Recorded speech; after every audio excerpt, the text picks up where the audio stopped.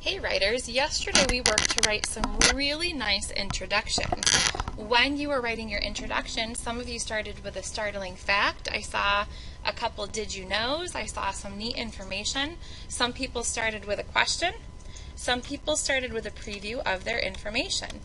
Today what we're going to do is work at the opposite end of our writing pieces to write a conclusion. So when you're writing a conclusion, you need to keep the reader thinking. Do this by referring back to the beginning, and you can offer a final thought or a question for the readers to consider. So we can do this by asking some of the following questions of yourself as a writer. So you can ask yourself in a conclusion, did I sum up my most important points? Did I leave my reader with something to think about? And did I state my opinion followed by evidence? So I'm going to work on my conclusion right now. So I've been working through my piano piece, and I'm going to use my plan here to help me refer back to some of these pieces of information, because I should refer back to my parts of piano, to my types of music. I should refer back to my composers, and maybe include some of these details. I'm also going to try to leave them with an interesting thought. So, my conclusion, I do not need to start it by saying in conclusion because I have a heading here.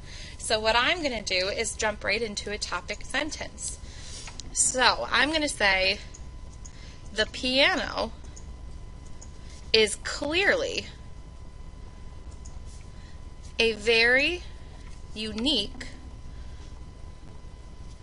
instrument.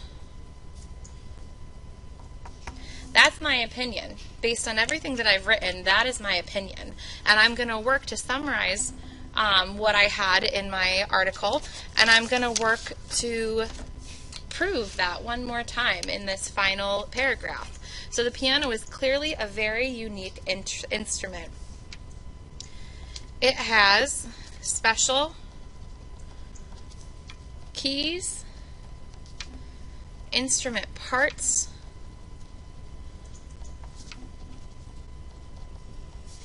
and topics to study while you learn.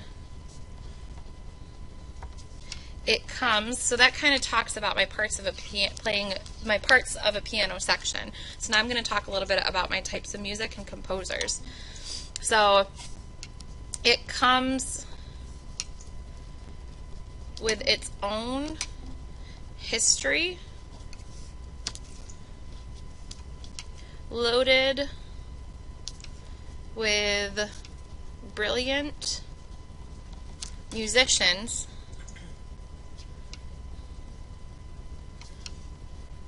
who have crafted the music world today. And then I have my times to play piano section, so I'm going to touch a little bit about that. So when you learn to play,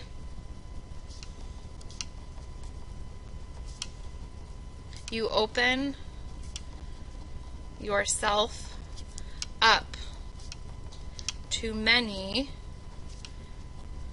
opportunities to share your work and your talent. So far in this conclusion, I've stated my opinion one last time, and I'm working to support it with evidence. In that evidence, I haven't really made up any new information. I've pulled it from the rest of the article that I've been working on. So I'm going to end it with one last sentence that leaves them kind of with an interesting thought. So what I'm going to say is, maybe if you choose to play the piano,